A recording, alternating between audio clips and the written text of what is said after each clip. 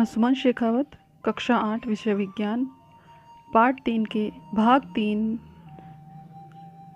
संश्लेषित रेसे और प्लास्टिक के इस तीसरे भाग के अंदर हम प्लास्टिक के बारे में बात करेंगे।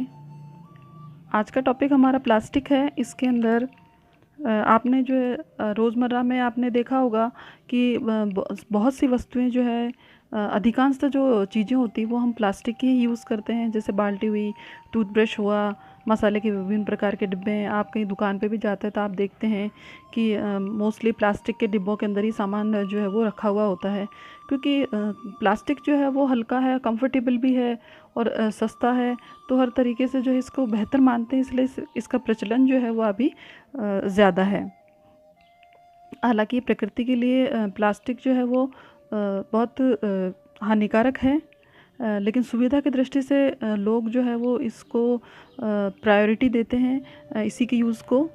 तो आज का जो हमारा टॉपिक प्लास्टिक है, तो प्लास्टिक क्या है? तो प्लास्टिक जो है एक प्रकार का संश्लेषित बहुलक है। इसका निर्माण किया जाता है, बनाया जाता है इनको विभिन्न प्रकार से प्रयोगशालाओं के अंदर विभिन्न प्रकार के रसायनों की आपस में अभिक्रिया करवा के और तरह तरह के प्लास्टिक बनाए जाते हैं। आपने देखा होगा कि कुछ प्लास्टिक जो होते हैं वो सॉफ्ट होते हैं, कुछ प्लास्टिक जो होते हैं वो बहुत टाइट होते हैं, टफ़ होते हैं।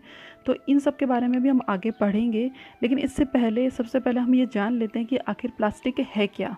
तो प्लास्टिक जो है वो छोटे छोटे कार्बनिक अणु जो होते हैं उनसे मिलकर उच्च अणुभार की संरचनाएं हैं और उन्हें ही हम प्लास्टिक कहते हैं। जैसे कि बेकेलाइट, पॉलीथीन, टेफ्लॉन, पीवीसी, इस प्रकार से ये सभी जो है वो प्लास्टिक के ही नाम हैं। इनके गुणों के आधार पर इनको ये अलग अलग नाम दिए गए। इनमें से भी दो तरह के जो है वो प्लास्टिक, कुछ प्लास्टिक जो है वो टफ़ वाले प्लास्टिक है, तो कुछ सॉफ्ट वाले प्लास्टिक है। इसको हम आगे और चर्चा करेंगे। इस चित्र के अंदर हम देख लेते हैं कि जैसे कुर्सी बताई गई है और एक बाल्टी है, एक छोटा सा मग है और छोटे बच्चे का एक खिलौना है। अब हम आगे देखेंगे प्लास्टिक का वर्गीकरण यानी प्लास्टिक को इसके गुणों के आधार पे दो भागों में बांटा गया। एक तो है थर्मोप्लास्टिक और दूसरा है थर्मोसेटिंग प्लास्टिक। पहला जो हमारा थर्मोप्लास्टिक है, ये प्लास्टिक जो होता है ये सॉफ्ट वाला प्लास्टिक है। इस प्लास्टिक को जब गर्म किया जाता है तो उस समय यह सॉफ्ट हो जाता है और जैसे ठंडा करते हैं तो ये कठोर हो जाता है, और हम इसको जितनी बार गर्म करेंगे उतनी बार ये नरम हो जाएगा। तो कहने का अर्थ है कि इसको विभिन्न प्रकार की आकृतियों में मनचाहे स्वरूप के अंदर ढाला जा सकता है। उदाहरण के लिए जैसे पॉलीथीन है, पीवीसी है, पॉलीस्टाइरीन है, ये सभी जो है वो थर्मोप्लास्टिक की कैटेगरी में, उसकी श्रेणी में आते हैं। थर्मोप्लास्टिक जो है इसे हम ताप शून्यम या ताप सुघट्य प्लास्टिक भी कहते हैं। इस चित्र के अंदर प्लास्टिक का एक कंटेनर बताया गया है। आपके रसोई के अंदर मोस्टली आपको इस प्रकार के डिब्बे देखने को मिल जाते होंगे, और यहाँ पे पास में एक इलेक्ट्रिसिटी का वायर का छोटा सा टुकड़ा बताया गया है। तो ये चीज़ें जो मतलब इलेक्ट्रिसिटी के जो वायर होते हैं उनके ऊपर के जो कवर हैं वो भी थर्मोप्लास्टिक के बने हुए हैं।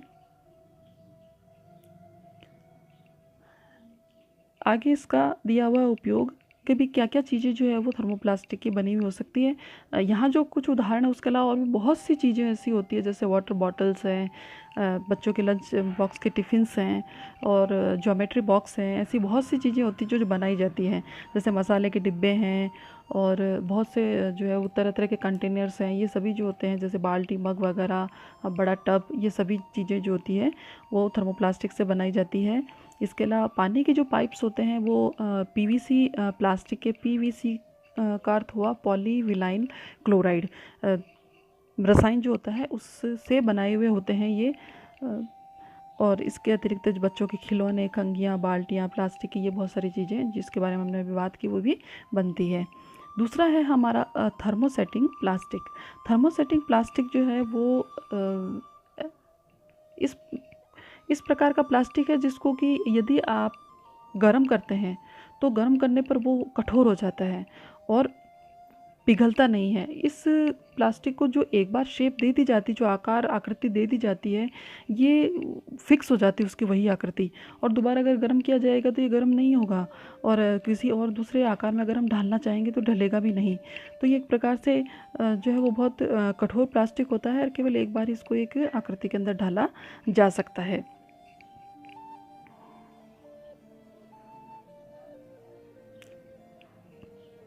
इस प्लास्टिक को हम ताप दृढ़ प्लास्टिक भी कहते हैं।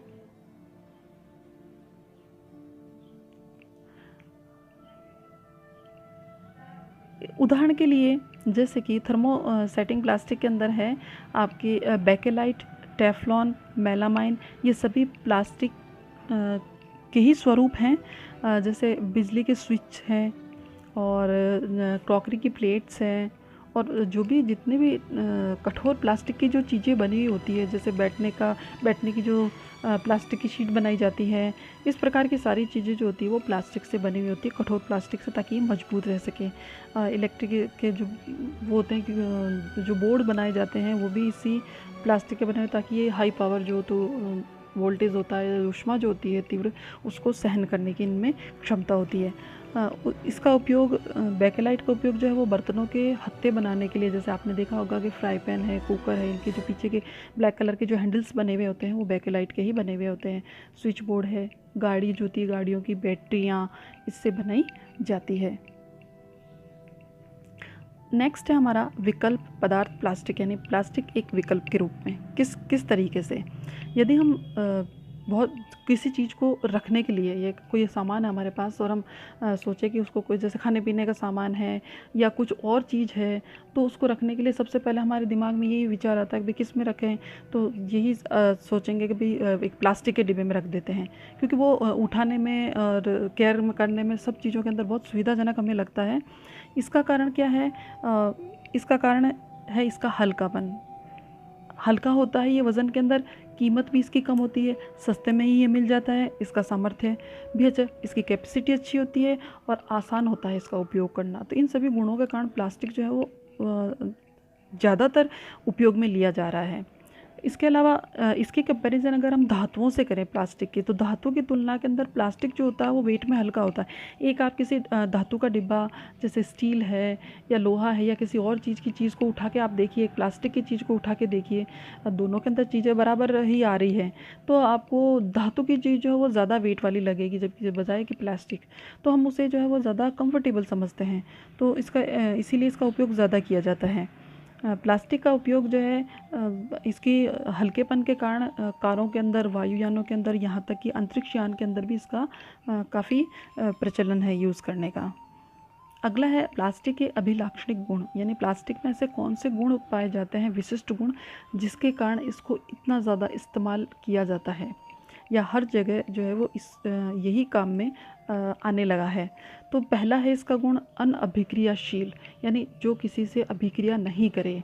धातुओं की तरह प्लास्टिक्स जो होते हैं वो कभी भी नमी और वायु से अभिक्रिया नहीं करते हैं। यदि कोई धातु की वस्तु है तो वो नमी या वायु से जो है अभिक्रिया करके विभिन्न दूसरे प्रकार के पदार्थ बनाते हैं, जिससे उसका संक्षारण यानी उसका डैमेज होना प्रारंभ हो जाता है। लेकिन प्लास्टिक का संक्षारण नहीं होता है, और इसका वजह यही है कि प्लास्टिक जो है वो न तो वायु के साथ अभिक्रिया करता है, न नमी के साथ अभिक्रिया करता है, इसके ऊपर वातावरण का कोई भी प्रभाव नहीं पड़ता है।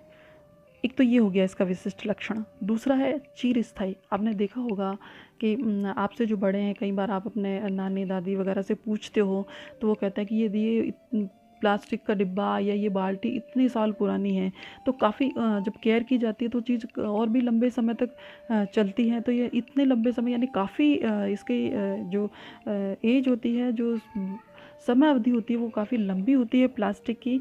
और ये हल्का है, प्रबल है, यानी कठोर है, टाइट है, मजबूत है, ये चिरस्थायी है, लंबे समय तक चलने वाला, किसी भी शेप में इसको ढाला जा सकता है, लंबे समय तक ये ख़राब नहीं होता है। तो इस कि ये भी एक प्रकार का विशिष्ट गुण है इसके अंदर। तीसरा है हमारा प्लास्टिक का कुचालक होना। प्लास्टिक कुचालक का मतलब हुआ विद्युत धारा का प्रवाह जिसमें नहीं होता या विद्युत का जो चालन न करता हो। प्लास्टिक जो है वो कभी भी ऊष्मा या विद्युत का चालन नहीं करता है। इस कारण से भी ये धातुओं की तुलना में ज़्यादा सुविधाजनक है। धातु जो होती है विद्युत का प्रवाह करती है और हानिकारक हो, जबकि इसके अंदर इस प्रकार का कोई भी समस्या नहीं है। अब आज के हमारे इस टॉपिक से संबंधित कुछ हम मूल्यांकन प्रश्न करेंगे। पहला है हमारा प्लास्टिक क्या है। तो प्लास्टिक एक प्रकार का संश्लेषित बहुलक है। प्रश्न संख्या 2, प्लास्टिक कितने प्रकार का होता है। तो प्लास्टिक 2 प्रकार का होता है, थर्मोप्लास्टिक और थर्मोसेटिंग प्लास्टिक। प्रश्न संख्या 3, पीवीसी किस प्रकार का प्लास्टिक है। सबसे पहले पीवीसी पॉलीविनाइल क्लोराइड किस प्रकार का प्लास्टिक है। थर्मोप्लास्टिक टाइप का प्लास्टिक है। प्रश्न संख्या 4, बेकेलाइट किस प्रकार का प्लास्टिक है। तो बेकेलाइट जो है वो थर्मोसेटिंग टाइप का प्लास्टिक है, यानी कि जिसको हम दोबारा दूसरी आकृति में नहीं डाल सकते हैं, ताप दृढ़ प्लास्टिक है। प्रश्न संख्या 5, प्लास्टिक के क्या क्या गुण हैं। तो प्लास्टिक के विशिष्ट गुण हमें पता है कि प्लास्टिक जो है वो अनअभिक्रियाशील है, हल्का है, प्रबल है, चिरस्थायी है और कुचालक है। तो इस प्रकार से प्लास्टिक के विशिष्ट गुण होते हैं। आज का हमारा टॉपिक यहीं समाप्त होता है। धन्यवाद।